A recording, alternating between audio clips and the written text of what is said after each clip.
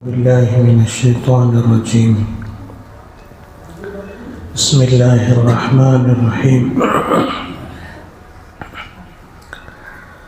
يا أيها الذين آمنوا كتب عليكم الصيام كما كتب على الذين من قبلكم لعلكم تتقون.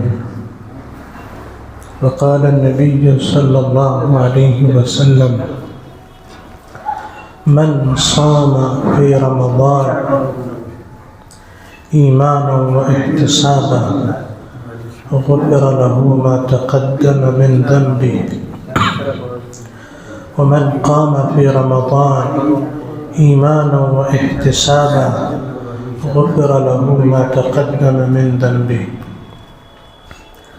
أو كما قال عليه الصلاة والسلام: اللهم صل على سيدنا محمد وعلى آل سيدنا محمد وبارك وسلم.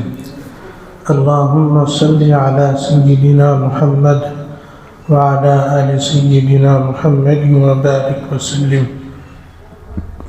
اللهم صل على سيدنا محمد وعلى آل سيدنا محمد وبارك وسلم. मोहतरम दोस्तों, अजीज भाइयों, ये मास শাবান মাস চলছে। কিছুদিন পরে রমাদান মাস শুরু হয়ে যাবে। আল্লাহ রসুল সাল্লাল্লাহু আলাইহি ওয়াসাল্লাম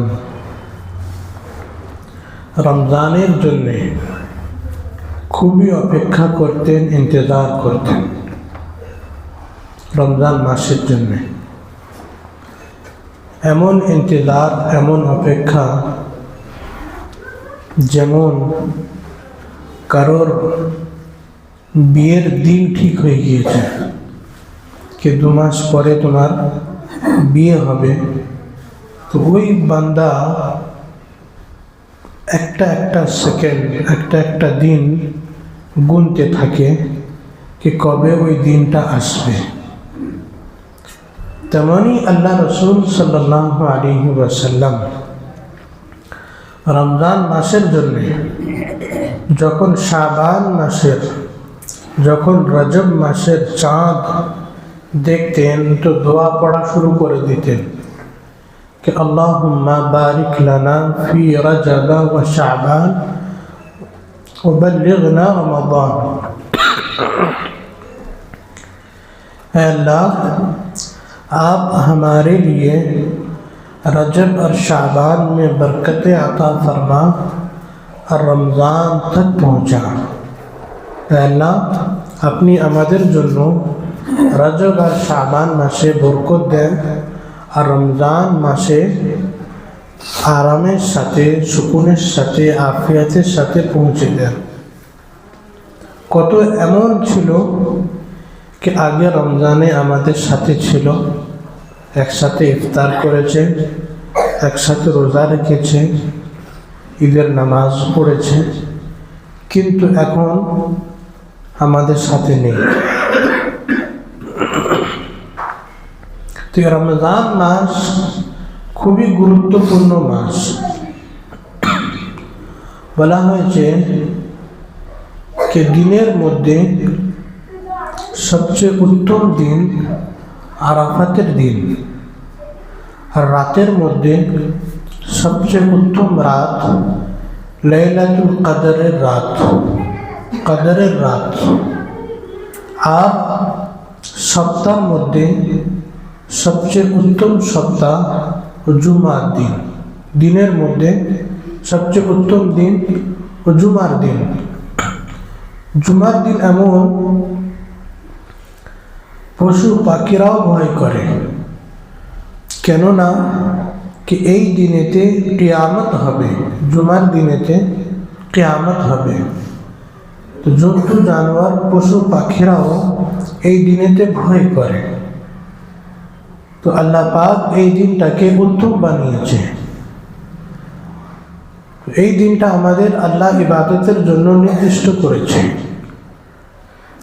কিন্তু আমরা যদি এই দিনেতে ইবাদতের জন্য খেয়াল না করি, আম দিনের মতো ভাবি। ইহুদিদের জন্য শনিবার ইবাদতের দিন নির্দিষ্ট করা হয়েছিল, শনিবার। আর খ্রিস্টানরা, ঈসাইরা, ওদের ইবাদতের দিন নির্দিষ্ট করা হয়েছিল রবিবার। আর মুসলমানদের জন্য ইবাদতের দিন নির্দিষ্ট করা হয়েছে শুক্রবার। ইহুদিদের মাছ ধরার অভ্যাস ছিল, মাছ ধরতো, বিক্রি করতো ওরা হযরত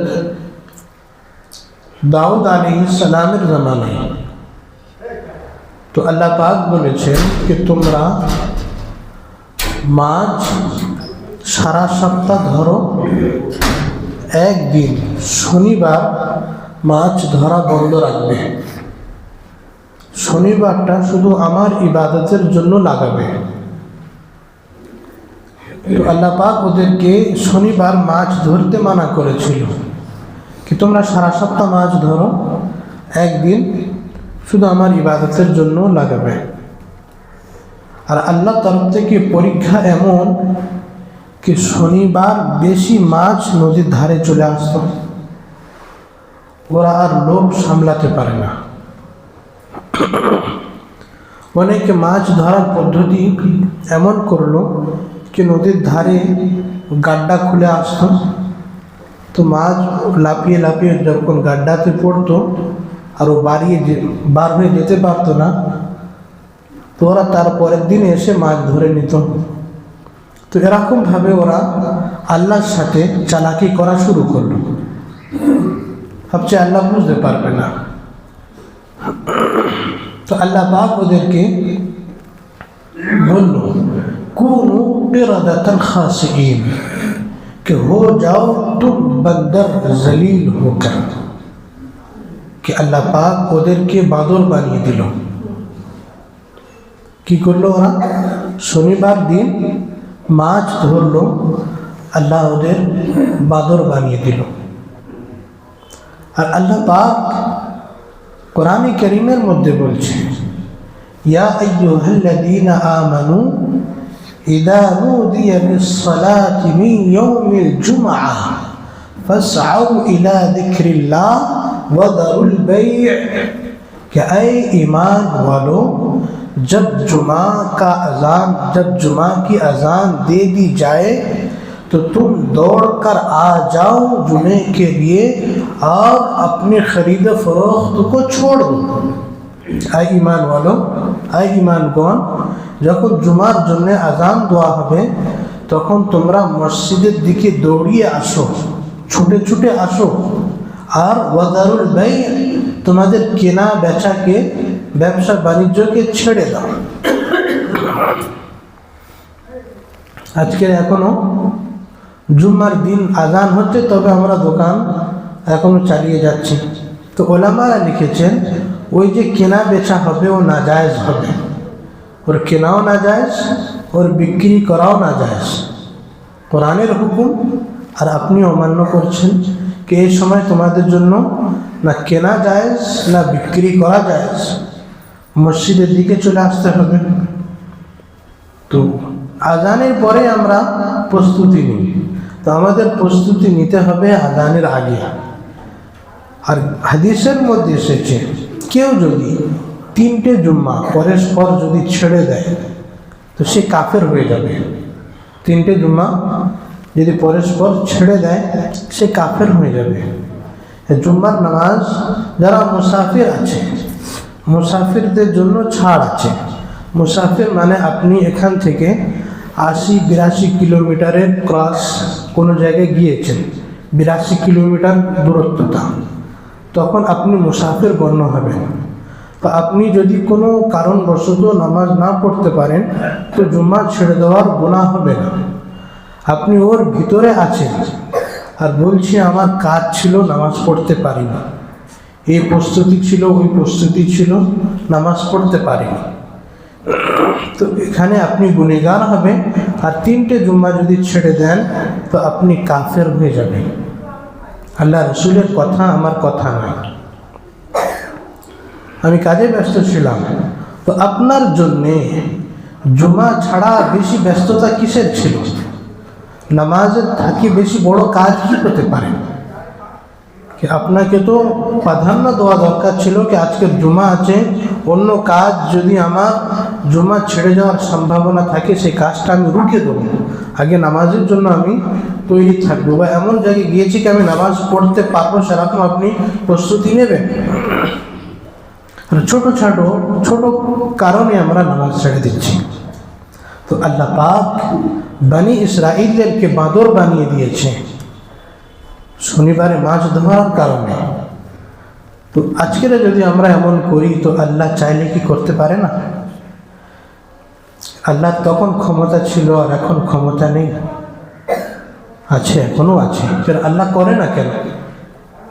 কি জন্য করে না? আমাদের নবীর দোয়া, আমাদের নবী দোয়া না করতেন তাহলে আমরা খোদার কসম এখানে মানুষ হিসাবে বসে থাকতে পারতাম না। কখন কেমনই আমরা বদলে যেতাম আমরা নিজেরাই ভাবতে পারতাম না। আল্লাহ রসুল দোয়া করেছিলেন, কে আল্লাহ আপনি আমার উম্মতকে কোনোদিন ওর মুখকে বদলে দেবেন না। আগেকার উম্মতদের যেমন কাউকে কুকুর বানিয়ে দিয়েছে, কাউকে শুয়োর বানিয়ে দিয়েছে, কাউকে বাঁদর বানিয়ে দিয়েছে ওর গুনার কারণে। তো এখন ওই উম্মতের থেকে এখন এই উম্মত কত না রকমের গুনাহ করছে, আল্লাহ সহ্য করছে, ধৈর্য ধরছে শুধু নিজের নবীর দোয়ার কারণে। তো আমার ভাইয়েরা, জুমার দিন সবচেয়ে উত্তম দিন। এই দিনেতে পশু পাখিরাও আল্লাহ দেখে ভয় করে, কেননা এটা জুমার দিন। আর সবচেয়ে উত্তম মাস হচ্ছে রমজান মাস। সবচেয়ে উত্তম মাস ও রমজান মাস। আল্লাহ রসুল রমজান মাসের জন্য আগে থেকে অপেক্ষা করতেন, ইন্তজার করতেন যে রমজান মাস কখন আসবে। হাদিসের মধ্যে এসেছে कि আল্লাহ রসুল সাল্লাল্লাহু আলাইহি ওয়াসাল্লাম রমজান মাস যখন আসতো তো নিজের লুঙ্গিটা ভালোভাবে কেসে বেঁধে নিতেন এতক্ষণ পর্যন্ত যখন রমজানের ঈদের চাঁদ দেখা না যায়। অর্থাৎ আল্লাহ রসুল পুরো মাস ইবাদতে কাটিয়ে দিতেন, বিছানায় নিজের বিছানাতে আসতেন না, ইবাদতে লাগিয়ে দিতেন। তো এটা ঈমানওয়ালাদের জন্য নেকি কামাবার সিজন, নেকি কামাবার মৌকা সিজন। যেমন ব্যবসায়ীদের জন্য বিভিন্ন সিজন আছে, তো বলে আমি এ সময় ব্যস্ত আছি, এই সিজনটা পার হয়ে যাক তবে আমি কথা বলবো, বা তবে আমার ছেলের বিয়ে দেবো, মেয়ের বিয়ে দেবো, পরে দেখা যাবে, এখন সিজন আমি কোনো কথা বলতে চাই না। তো মানুষ যে যার সিজনে, ব্যবসার সিজনে ওই সময়ও এত ব্যস্ততা দেখায় যে কারোর সাথে কথা বলতে প্রস্তুত থাকে না, মিটিং করতে প্রস্তুত থাকে না, আর সময়টাও নষ্ট করে না।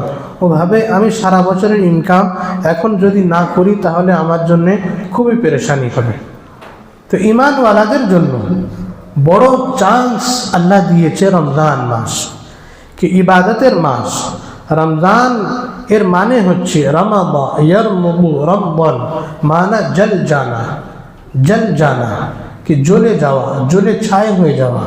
আল্লাহ পাক এ রমজান মাসে রোজার বদৌলতে ঈমানওয়ালাদের গুনাহকে এমনভাবে জ্বালিয়ে ছাই করে দেয় যেমন শুকনো কাঠ জ্বলে ছাই হয়ে যায়। আল্লাহ সবার গুনাহকে আল্লাহ মাফ করে দেয় রমজান মাসে। একটা খিদের তাপ্তা থাকে, খিদের আগুন থাকে। আপনি দেখবেন যখন খিদে থাকবেন পেট যেন গরম হয়ে আছে, পেটের গরম থাকে। তো যেমন খিদের কারণে পেটের গরম ভোগ করছেন আপনি, তো তেমনই রমজানে রোজা রাখার কারণে মানুষের গুনাহকে তেমন গরমে আল্লাহ জ্বালিয়ে দেয় যেমন কোনো মাটিতে, জমিনেতে কেউ যদি কুকুর বিড়াল হেগে দেয়, পেশাব করে দেয়, তো ওই মাটিতে যদি ধূপের তাপ পড়তে থাকে তখন ওই মাটি পাক হয়ে যায়। মাটি যেমন কাপড় পাক করার জন্যে 3 বার ধোয়া লাগে, তো মাটিকে কিভাবে আপনি ধুইবেন?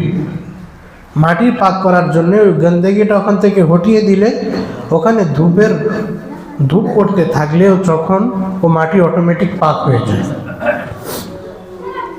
তো এখানে একটা মশলা জেনে রেখে দিই, ও মাটি তো পাক হয়ে গিয়েছে, আপনি ওখানে নামাজ তো পড়তে পারবেন, কিন্তু ওই মাটিতে আপনি তায়াম্মুম করতে পারবেন না, তায়াম্মুম করা চলবে না, নামাজ পড়তে পারবেন না।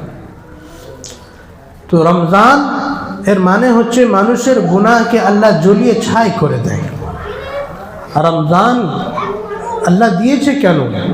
আল্লাহ কোরআনে কারীমের মধ্যে বলছে, ইয়া আইয়ুহাল্লাযীনা আমানু কুতিবা আলাইকুমুস সিয়াম কামা কুতিবা আলাল্লাযীনা মিন ক্বাবলিকুম, कि ऐ ईमान वालों, तुम पर रोज़े फ़र्ज किए गए जैसे कि इससे पहले लोगों को रोज़े फ़र्ज किए गए, लअल्लकुम तत्तकून, ताकि तुम मुत्तकी हो जाओ, ताकि तुम परहेज़गार हो जाओ।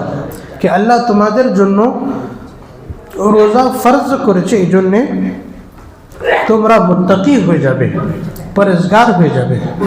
कि রোজা রাখলে মানুষ মুত্তাকি হয়, পরেজগার হয়। আল্লাহ রোজা রাখার মকসদ বলে দিয়েছে, তুমি রোজা রাখবেন, এর কারণে তোমার গুনাহ থেকে বাঁচা সহজ হয়ে যায়। এই জন্য আমরা দেখেছি कि অনেকেই এমন গুনাহ করতে থাকে সারা বছর, সারা মাস, কিন্তু রমজান মাসে মসজিদে আসে, রমজান মাস মসজিদ ভরে যায়। তো রোজার বরকতে ওর নেকি করা, ইবাদত করা, জিকির করা, আল্লাহর দ্বীনের কাজ করা ওর জন্য সহজ হয়ে যায়। এর কারণ রোজা এমন একটা জিনিস, বলেছে as-sawmu junnah, রোজা ঢাল হ্যাঁ, রোজা ঢাল স্বরূপ। ঢাল মানে যারা যুদ্ধ লড়ে, এক হাতে তলোয়ার থাকে আর এক হাতে প্লেটের মতো বড় থাকে, কেউ তলোয়ার দিয়ে ওয়ার করলো, ওটাকে ও নিজেকে আক্রমণ থেকে বাঁচাবার জন্যে ওটা ওর হাতে থাকে, তো একে ঢাল বলা হয়। তো রোজা মানুষের গুনাহ থেকে বাঁচাবার জন্য ঢাল স্বরূপ। আল্লাহ পাক যখন নফসকে সৃষ্টি করেছে, তো নফসকে আল্লাহ জিজ্ঞাসা করছে, আয় নফস বতা कि मैं कौन हूँ। নফসকে বলছে, নফস বল कि আমি কি। আল্লাহ বলছে, তো নফস বলছে আনতা আনতা ও আনা আনা, তো তু হ্যাঁ मैं हूँ, যে আমি মানে কেউ কিছু আমরা আমি করেছি, আমি বানিয়েছি। তো मैंपन নিজের একটা আনানিয়ত ভাব থাকে অনেকের, আমি বড় লোক, আমি পয়সাওয়ালা, আমি ধনী, আমি বিল্ডিং করেছি, গাড়ি বানিয়ে আমি করেছি। হ্যাঁ, আল্লাহ করিয়ে নিয়েছে বলে না, আমি করেছি। তো নফসকে বললো আল্লাহ कि আমি কে বল, তো বলছে তুমি তুমি আমি। তখন আল্লাহ পাক ওকে সাজা দেওয়ার জন্যে পানিতে সমুদ্রেতে ডুবিয়ে রাখলো। কয়েক বছর পরে ওকে তোলা হলো, फिर प्रश्न करलो कि अमी के बोल, मन अना, बोलছে अंता अंता व अना अना, तो तू है मैं हूँ। फिर अल्लाह ओके आগুনে জ্বালিয়ে রাখলো। फिर बार करार परे प्रश्न करलो कि मैं कौन हूँ, तो वही प्रश्न वही उत्तर कि अंता अंता व अना अना, तू है मैं हूँ। फिर अल्लाह ओके ক্ষুধার্তই রাখলো, ভুকে রাখলো। খাওয়া যখন বন্ধ করে দিল, তখন ও তো দাঁড়িয়েছিল আঁকড়ে অহংকারের সাথে, তখন ও ঝুঁকে গেল, ওর কোমর বেঁকা হয়ে গেল। তারপরে বলছে এবার বল আমি কে, তো বলছে আনতা খালিকুনা ও মালিকুনা আনা লাইসা বিশাই, कि तू हमारे खालिक है, हमारे रब है, मैं कुछ भी नहीं हूँ। कि তুমি আমাদের রব, আমাদের খোদা, আমাদের পালনেওয়ালা, আমি তো কিছুই না। তো মানুষ যখন খিদে জ্বালা পড়ে তখন ওরা কিছু বুঝে আসে। তো খিদেটা এমন একটা জিনিস কি হাদিসের মধ্যে এসেছে, মানে বিয়ে করা, এখানে একটা বলে দিই কি বিয়ে করা মানুষের জন্য কিছু ক্ষেত্রে ফরজ হয়ে যায়। ফরজ কখন হবে, যখন ও বিবিকে খাওয়াবার মতো সামর্থ্য আছে, মানে এত ইনকাম করে কি বিবিকে খাওয়াতে পারবে, প্লাস ও বিয়ে করেনি আর ও ভাবছে আমি যদি বিয়ে না করি তাহলে আমি অবশ্যই গুনার মধ্যে পড়ে যাব, অবশ্যই গুনার মধ্যে পড়ে যাব, তো ওর জন্যে বিয়ে করা ফরজ হয়ে যাবে। ওর জন্য বিয়ে করা, আমরা তো ভাবি বিয়ে সুন্নত, বিয়ে করা সুন্নত ভাবি, কিন্তু না, কিছু কিছু ক্ষেত্রে ফরজ হয়ে যায়। কখন ফরজ হবে? যখন ও গুনার মধ্যে পড়ে যাওয়ার একদম ইয়াকিন, কনফার্ম কি আমি গুনার মধ্যে পড়ে যাব ব্যভিচারীর মধ্যে, তখন ওর জন্য সঙ্গে সঙ্গে বিয়ে করা ফরজ হয়ে যাবে। আর ওর যদি এটা ভাবনা থাকে কি হয়তো আমি গুনার মধ্যে পড়ে যেতে পারি, তখন ওর জন্য বিয়ে করা ওয়াজিব হয়ে যাবে। প্রত্যেকটা ক্ষেত্রে বিবির খাওয়ার মতো সামর্থ্য থাকতে হবে, বিবির খাওয়ার মতো সামর্থ্য থাকতে হবে, প্লাস নিজেকে গুনাহ থেকে বাঁচাবার কন্ট্রোল নেই। যদি কন্ট্রোল নেই, গ্যারান্টিকে আমি পড়ে যাব, তখন ফরজ। আর যদি সন্দেহ আছে পড়ে যেতে পারি, তখন ওয়াজিব। আর যদি ভাবে না আমার তো কোনো চাহিদা নেই, একদম নর্মাল হালাত, বিয়ে করলেও চলবে না করলেও চলবে, কিন্তু ওর জন্যেও বিয়ে করা সুন্নত হবে। নর্মাল হালাতে বিয়ে করার জন্যে সুন্নত হবে।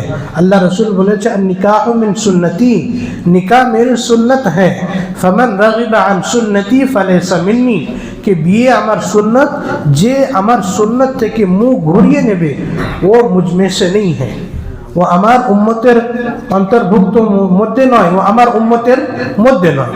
আল্লাহ রসুল মানা করে দিয়েছে। তো বিয়ে সুন্নত কখন হবে? যখন সে নর্মাল অবস্থায় আছে, গুনার মধ্যে পড়ে যাওয়ার কোনো সম্ভাবনা নেই, তখন ওর জন্য সুন্নত। তো প্রত্যেকটা ক্ষেত্রে আপনার কি আছে, বিবির খাবার মতো সামর্থ্য থাকতে হবে। এখানে যেটা আমি বোঝাতে চাইছি कि এমন একটা ব্যক্তি, সে তো ভাবছে কি আমি বিয়ে না করলে গুনার মধ্যে পড়ে যাব, কিন্তু বউয়ের খাবার মতো তার সামর্থ্য নেই, মানে অকর্ম, কোনো কাজ কাম করে না। একটা সংসার চালাতে গেলে যে 2-3 হাজার টাকা মাসে, 3-4 হাজার টাকা দরকার কমসে কম, এত টাকাও তার সামর্থ্য নেই, সে ভাবছে কি আমি খাওয়াতেই পারবো না।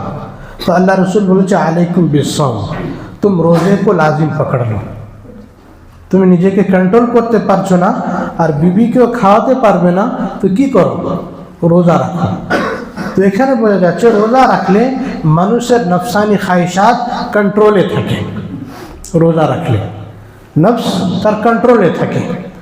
আমরা নফসকে খাইয়ে খাইয়ে এমন মোটা করে দিয়েছি, এমন চর্বি জমিয়ে দিয়েছি कि আমরা ভালো কাজ করতে চাইলেও করতে পারি না, ভালো কাজ করতে চাইলেও আমরা করতে পারি না। যেমন একটা বান্দা একটা ঘোড়া পুষেছে, ঘোড়া এমন খেয়ে খেয়ে ওকে মোটা তাগড়া করেছে, আর ও তো দুবলা পাতলা, রোগা পাতলা। ও ঘোড়ার উপরে উঠে ভাবছে কি আমি মসজিদে যাব নামাজ পড়তে, কিন্তু ঘোড়া এত শক্তিশালী, ও মসজিদের দিকে টেনে নিয়ে যেতে চাইছে, কিন্তু ঘোড়া ওকে সিনেমার দিকে নিয়ে যাচ্ছে, অন্য পার্কের দিকে নিয়ে যাচ্ছে, গুনার কাজের দিকে নিয়ে যাচ্ছে। তো এটা একটা উদাহরণ। তো আমরা এমন দুর্বল হয়ে গেছি कि আমাদের নফসটাকে খাইয়ে খাইয়ে এমন মোটা আর এমন চর্বি জমিয়ে দিয়েছি कि আমরা চাইছি মসজিদে আসব, আমরা চাইছি নামাজ পড়ব, কিন্তু নফস করতে দেয় না, নফস করতে দেয় না। ও ভাবে মসজিদে গিয়ে কি হবে, এখানে গিয়ে কি হবে, গুনার আড্ডায় যা, গুনার আড্ডায় বস, বিভিন্ন জায়গায় গুনার কাজে লাগিয়ে দেয়। যখন মানুষ রোজা রাখে তো ওর যে চর্বিটা জমে আছে, ফ্যাট আছে, ও আস্তে আস্তে গলতে থাকে, নফস আস্তে আস্তে দুর্বল হতে থাকে। যখন 2-4টে মানুষ রোজা রেখে নেয়, তখন ওর যেন আর বাইরের জিনিস ভালো লাগে না। অনেক দেখবেন বান্দা মসজিদে এসে শুয়ে পড়ে যায়। মসজিদ এমন একটা জিনিস, আল্লাহ রহমত অবতীর্ণ হয়, ফেরেশতাদের মাহল, এখানে আপনার একটা একটা মিনিট ইবাদত লেখা হয়। তখনও বাইরে বেশি কাটায় না, মসজিদে বেশি কাটায়। কারণ নফস কমজোর হয়ে গিয়েছে। এবার আপনাকে ও ইবাদতের জন্য উভরায় কি ইবাদত করে। আর রমজান মাসে আল্লাহ পাক শয়তানদেরকে বন্ধ করে দেয়, তালা মেরে দেয় যে রমজান মাস এসেছে, আমার ইমানওয়ালাদের মানে আর তুমি ধোঁকা দিতে পারবে না, ওকে আর গুনার কাজে লাগাতে পারবে না। ওকে আল্লাহ শয়তানদেরকে আল্লাহ বন্দি করে দেয়, সমুদ্রের নিচে ফেলে রেখে দেয়। এখানে একটা প্রশ্ন জাগে, তবুও তো কিছু বান্দা যে গুনাহ করতো তবুও গুনাহ করছে। হাদিস বলছে তো শয়তানদের তো বন্দি করে রেখে দেয়, তো ফের গুনাহ তো করেই যাচ্ছে। কিছু কিছু জিনিস এমন একটা আছে কি ওর তাপ কিছু সময়ের জন্য বাকি থাকে। যেমন আপনি লোহা আগুনের ভাট্টিতে দেবেন, যখন বার করবেন তো লাল টকটকে হয়ে যায়, কিছুক্ষণ পরে দেখবেন সে তো কালো মানে লোহার রং হয়ে গিয়েছে, কিন্তু হাত দিলে হাত গরম, হাতে ছেঁকা লাগবে। ওর গরম ভাবটা কিছুদিন থাকে, কিছুক্ষণ থাকে। তেমনইভাবে মানুষ সারা বছর 11 মাস গুনাহ করতে করতে শয়তান ওর এমন ব্রেন ওয়াশ করেছে, গুনার তাপ আর গুনার গরম এমন হয়ে আছে, ওই গরমটা শেষ হতে হতে রমজান শেষ হয়ে যায়। যেমন সাইকেলের চাওয়া একবার ঘুরিয়ে দিলে ও ঘুরতে ঘুরতে ঘুরতে ঘুরতে মানে শেষ হতে হতে রমজান শেষ হয়ে যায়। তো এই জন্য আমাদের এখন থেকে প্রস্তুতি নিতে হবে। এখন থেকে যদি আমরা প্রস্তুতি নিই, রমজান মাসে আমরা ভালোভাবে ইবাদত করতে হবে। তো আমরা যা কিছু গুনাহ করতাম এখনকার জন্য আমরা স্টপ করে দেবো, তওবা করে নেব, ছেড়ে দেবো। কারণ রমজান মাসে আপনি ভালোভাবে ইবাদত করতে পারবেন। এখন থেকে যদি আমরা জমিনেতে হাল চালিয়ে দানা না ফেলি তো আপনারা ফল পাবেন কখন? মানুষের একটা সিজন থাকে, যারা চাষি হয় ওরা ভাবে 2 মাস পরে আমি ধান পাবো, 2 মাস পরে আপেল পাবো, আঙ্গুর পাবো, একটা ওদের সিজন থাকে। তো সিজনের আগে থেকেই ওরা মানে হাল চালিয়ে দানা ফেলে দেয়, তারপরে ফল পায় ওরা। ওরা যদি ওই সিজনে যদি দানা ফেলে, ফলটা খাবে কখন? সবজিটা আনাজটা কাটবে কখন? তো আমাদের রমজান মাস ফল খাওয়ার মাস। কিসের? নেকির ফল। নেকি আপনি যত কামাবেন তো সার করে আল্লাহ নেকির ডিগ্রি বাড়াতে থাকবে। যেমন কারোর জ্বর বেশি হলে থার্মোমিটার দিলে কেমন ডিগ্রি বাড়তে থাকে, তো আপনি 1 রাকাত নামাজ পড়বেন, 70 রাকাত নামাজ পড়ার সওয়াব পাবেন। যে ফরজ পড়বে, এক ওয়াক্তের ফরজ নামাজ পড়বেন, 70 ওয়াক্ত ফরজ নামাজের সওয়াব পাবেন। নফিল পড়বে, সে ফরজের সওয়াব পাবে। তো আল্লাহর ডিগ্রি বাড়িয়ে দেয়। এটা আমাদের ইবাদত আর নেকির সিজন। এটা আমাদের এই জন্য এখন থেকে প্রস্তুতি নিতে হবে। তো কয়েকটা জিনিস বলে শেষ করছি।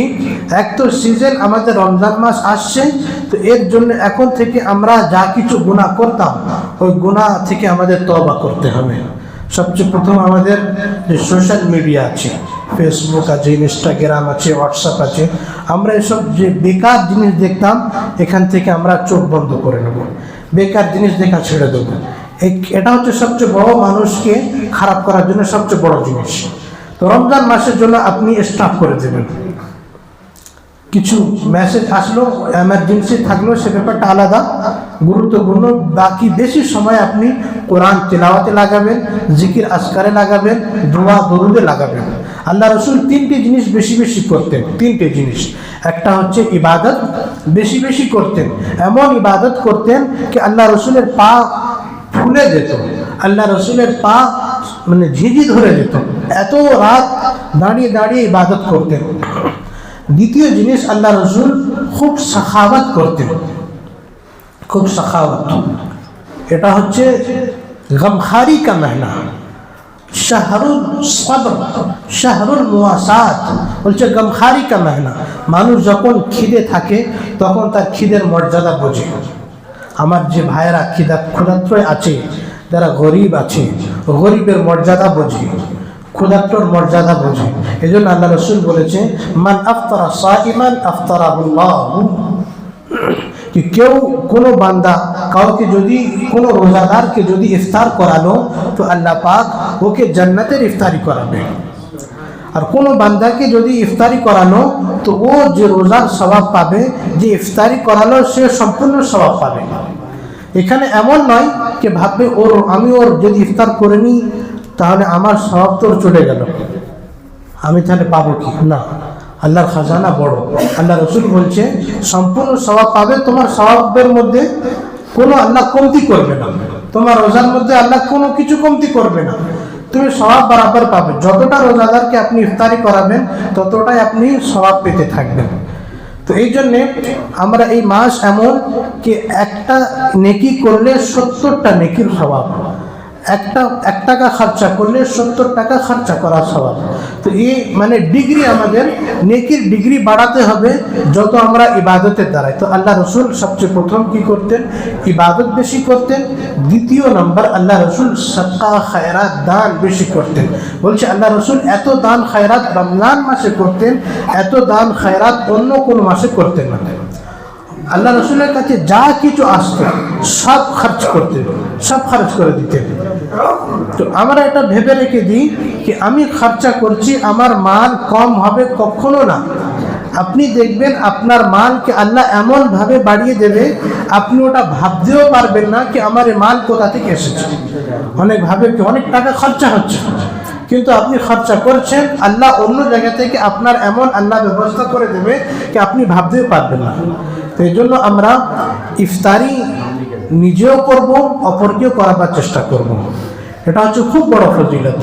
বলা হয়েছে যে কোনো বান্দাদেরকে, রোজাদারকে পানি পান করালো, শরবত খাওয়ালো, তো আল্লাহ রসুল ওকে হাউজে কাউসারের পানি থেকে ওকে পান করাবেন।